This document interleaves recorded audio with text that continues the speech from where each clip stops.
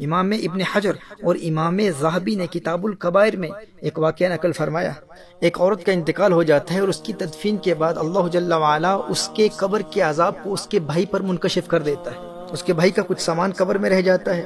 تدفین کے بعد جب وہ گھر جاتا ہے اور اپنا سامان تلاش کرتا ہے تو پھر اسے یاد آتی ہے کہ بہن کی تدفین کے وقت اس کا وہ سامان قبر میں گر گیا تھا۔ جب واپس قبرستان جاتا ہے، قبر کھودتا ہے تو دیکھتا ہے کہ اس کی بہن کی قبر آگ کے شعلوں سے بھری ہوئی ہے۔ وہ روتے ہوئے واپس گھر آتا ہے اور اپنی ماں سے اپنے مشاہدے کا حال بیان کرتا ہے۔ ماں کو بتاتا ہے کہ میں نے کیا دیکھا، اور ماں سے پوچھتا ہے کہ میری بہن کے اعمال کیا تھے۔ تو ماں نے اس کی بہن کا ایک ہی گناہ بیان کیا۔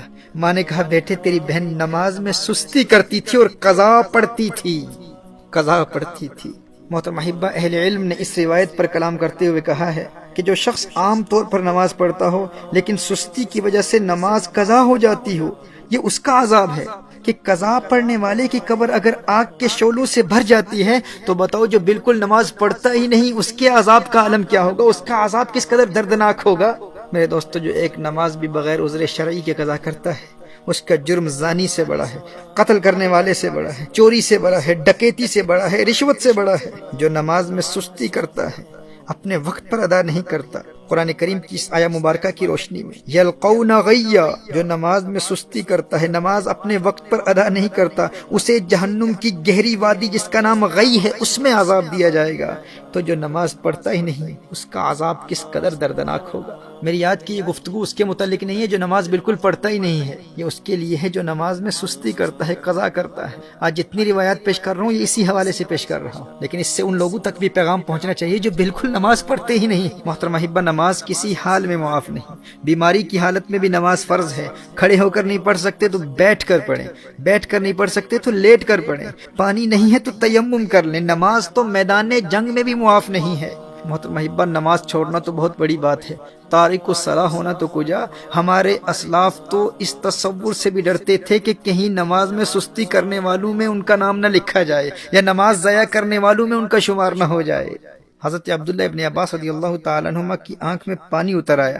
لوگوں نے عرض کیا کہ اس کا علاج تو ہو سکتا ہے لیکن چند نمازیں قضا ہو جائیں گی۔ آپ نے فرمایا یہ نہیں ہو سکتا۔ میں نے نبی کریم صلی اللہ علیہ وآلہ وسلم سے سنا ہے کہ جو شخص نماز نہ پڑھے وہ اللہ جل وعلا کے یہاں ایسی حالت میں حاضر ہوگا کہ اللہ جل وعلا اس سے ناراض ہوگا۔ اللہ اکبر۔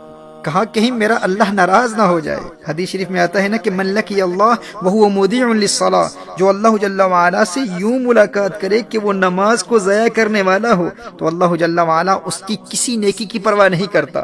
وہ خود کو نیکوکار سمجھے گا کہ میری اور تو بہت نیکیاں ہیں، ٹھیک ہے میری نماز قضا ہو گئی تھی لیکن میں نیک تو ہوں، میں صدقات دیتا ہوں، میں نے مسجدیں بنائی ہیں، میں خدمت خلق بجا لاتا ہوں، میرے اخلاق اچھے ہیں، یعنی اس کی اور بے شمار نیکیاں ہوں گی۔ وہ روزے دار بھی ہوگا، اس نے حج بھی کیا ہوا ہوگا، وہ خدمت خلق بھی بجا لاتا ہوگا، صدقات بھی دیتا ہوگا۔ وہ کہے گا کہ میری اور بے شمار نیکیاں ہیں، میں ایک اچھا انسان ہوں، کبھی کسی پر ظلم نہیں کیا، میں نے کبھی کسی کو مارا نہیں ہے، میں نے کسی کو کوئی تکلیف نہیں پہنچائی۔ کہا کہ اگر وہ تارک الصلاۃ ہے، اگر اس کی نمازیں ضائع ہو جاتی ہیں، اگر وہ نمازیں قضا کرتا ہے تو اللہ جل وعلا کو قیامت کے روز اس کی کسی اور نیکی کی پرواہ نہیں ہوگی۔ یہ حضور اکرم صلی اللہ علیہ وسلم کی حدیث ہے۔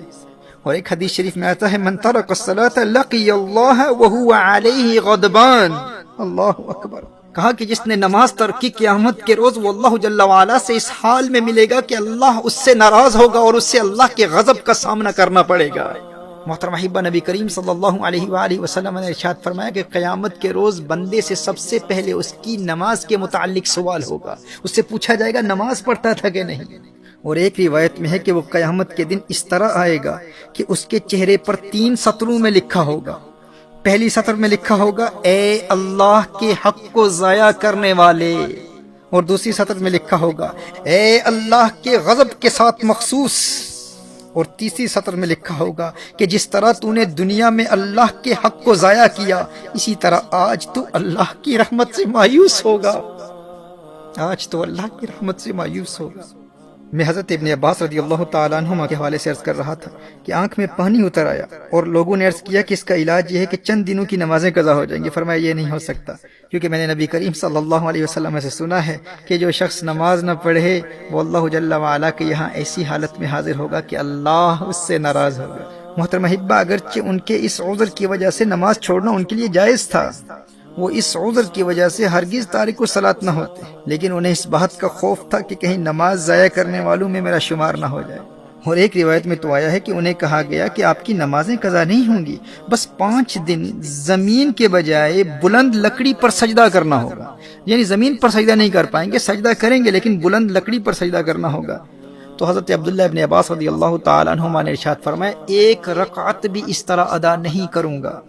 میرے دوست، جسے سجدے کی لذت مل جائے وہ کہتا ہے کہ بھائی بینائی جاتی ہے تو جاتی رہے، لیکن ایک سجدے کی لذت سے جو روشنی اور بینائی دل کی آنکھ کو ملتی ہے، اس کا مقابلہ و موازنہ ماتھے کی آنکھ کی روشنی سے کہاں کیا جا سکتا ہے۔ وہ ایک سجدہ جسے تو گراں سمجھتا ہے، 1000 سجدوں سے دیتا ہے آدمی کو نجات۔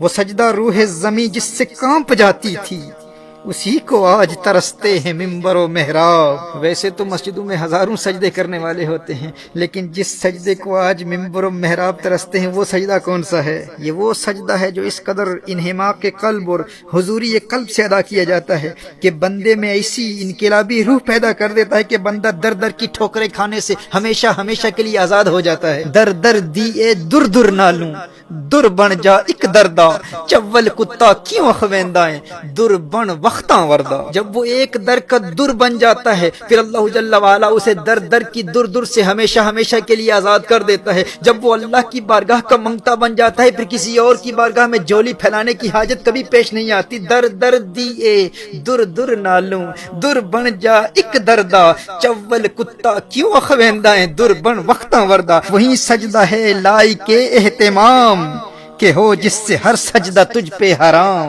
وہی سجدہ ہے لائق اہتمام